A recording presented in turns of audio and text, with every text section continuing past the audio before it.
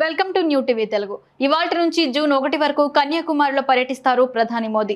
అక్కడ రాక్ మెమోరియంలో ధ్యానం చేస్తారు.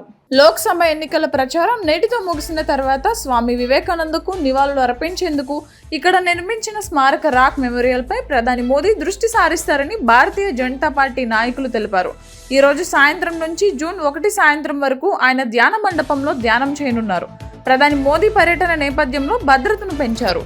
Tirunelveli range inspector general of police Pravesh Kumar, police superintendent ఈ సుందరవదనంతో కలిసి కన్యాకుమారిలోని రాక్ మెమోరియల్, బోట్ జెట్టి, హెలీప్యాడ్, స్టేట్ గెస్ట్ హౌస్లను పరిశీలించారు.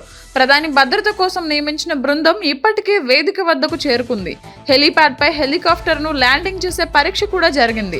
అంతర్జాతీయ పర్యాటక కేంద్రమైన కన్యాకుమారి పరిసర ప్రాంతాల్లో 2000 మంది పోలీసులను మోహరిస్తారు. ప్రధాని మోడీ షెడ్యూల్ ప్రకారం ఆయన ఆధ్యాత్మిక బస కోసం ఈ మధ్యాహ్నం కన్యాకుమారి చేరుకుంటారు.